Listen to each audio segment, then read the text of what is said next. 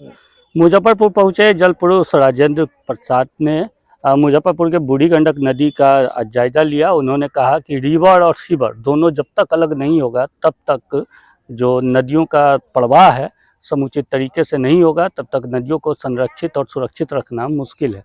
उन्होंने बूढ़ी गंडक घाट का निरीक्षण किया। निरीक्षण के बाद आप देख सकते हैं बूढ़ी गंडक अपने नाम के अनुसार बूढ़ी हो चुकी है। नदी में आपको जलकुंभी दिख रही होगी, क्योंकि जलकुंभी जब भी होता है ठहरे हुए पानी में होता है, बहते पानी में जलकुंभी नहीं हो सकता है।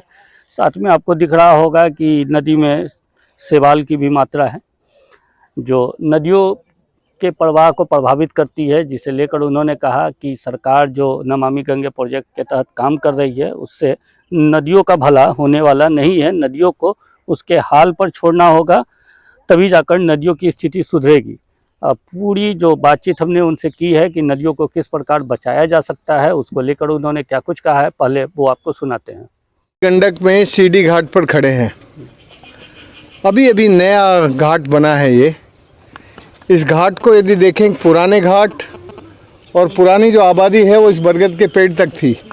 ये बरगद का पेड़, ये बरगद का पेड़ और ये बरगद का पेड़ घाट पर के कोर पर था। अभी ये पूरी नई स्ट्रक्चर इस घाट से आगे नदी के पेट में बना दी है।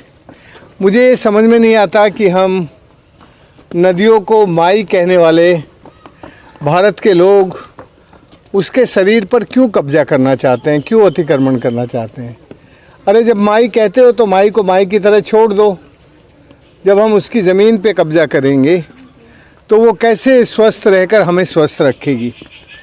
नदी के 3 अधिकार होते हैं, कोई भी नदी हो दुनिया की। पहला अधिकार होता है कि नदी की ज़मीन केवल नदी के लिए होती है। उस नदी की ज़मीन को ना राज बदल सकता, ना समाज बदल सकता। नदी के ज़मीन के टाइटल को किसी भी कानून के तहत बदला नहीं जा सकता दुनिया में। उसका ये जो सब काम है ना, ये कानून के बाहर का काम है। तो नदी की ज़मीन जब हम अपने भोग के लिए काम में लेने लगते हैं तब ये एक तरह से नदी के साथ अन्याय होता है। और नदी का अपना अधिकार होता है कि उसमें अविरल निर्मल उसका जल बनकर बहे। अब इस नदी में जो जल बह रहा है उसमें आर्सेनिक है वगैरह वगैरह, वो तो है, लेकिन इसमें जो सिटी का पॉल्यूशन है और जो और पॉल्यूशन है, उस पॉल्यूशन के कारण इन नदी का पानी पीने के लायक नहीं है, नहाने के लायक नहीं है। पुनर्जीवित करने के लिए क्या कुछ करना है इसको? देखो, नदी को यदि इसको पुनर्जीवित करना है तो फिर इसका जहाँ से फ्लो है, नेपाल से जहाँ से पानी आता है, वहीं से पानी के फ्लो को स्लो करना होगा। जब पानी के फ्लो का स्लो होगा तो पूरे साल इस नदी में अधिक प्रवाह होगा, और जो अधिक प्रवाह होता है, कई बार पॉल्यूशन का सॉल्यूशन डाइल्यूशन होता है। जब पानी का प्रवाह तेज़ होता है तो आपने थोड़ा बहुत पॉल्यूशन किया तो वो उसको धो के निकल जाता है। तो अभी इस नदी में हृदय रोग की बीमारी है, इस नदी में प्रवाह नहीं है। तो इस नदी का प्रवाह कैसे बढ़े, उस प्रवाह को बढ़ाने के लिए ऊपर से काम करते हुए आना पड़ेगा, जिससे वो पानी ऊपर रुक के फिर धीरे धीरे नीचे आए और इस नदी में प्रवाह बना रहे। नंबर 1। नंबर 2, भारत में रिवर और सीवर को सेपरेट रखने की व्यवस्था थी। कभी भी पीने वाले पानी में, नहाने वाले पानी में इंसान अपना मलमूत्र नहीं मिला सकता था।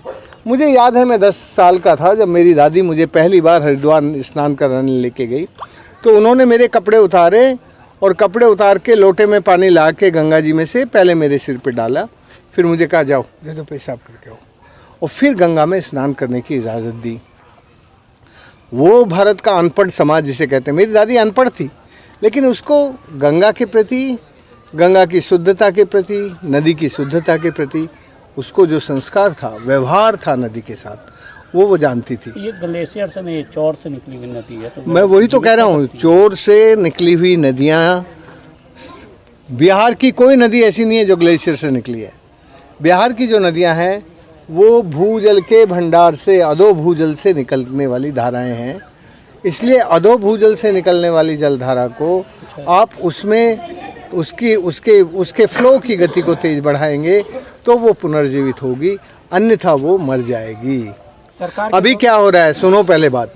अभी क्या हो रहा है कि इस नदी की बीमारी है हृदय रोग की, और उन्होंने ब्यूटी पार्लर के पास भेज दिया इसका इलाज करने। ये उसका ब्यूटी पार्लर है जिस पे हम खड़े हैं ना, ये उसको ब्यूटी बनाने का काम कर रहे हैं। तो इससे नदी ठीक नहीं हो सकती, ऐसे काम से नदी पुनर्जीवित नहीं हो सकती। नदी की जो बीमारी है उस पर काम होना चाहिए। नदी की बीमारी को आइडेंटिफाई करके, डायग्नोस करके उसका इलाज करेंगे तो नदी पुनर्जीवित होगी। वो कोई इतना कठिन काम नहीं है यार। मेरे जैसा आदमी, मामूली आदमी जो राजस्थान में नदियों को, मरी हुई को, सूखी को जिंदा कर दे, तो सरकारों के लिए तो क्या कठिन है, सरकारें तो बहुत काम कर सकती हैं। तो जैसा कि आपने सुना कि जल पुरुष ने मुजफ्फरपुर की बूढ़ी गंडक नदी को संरक्षित रखने के लिए क्या कुछ सलाह दिया है। मुजफ्फरपुर से नभार टाइम्स ऑनलाइन के लिए मैं संदीप कुमार।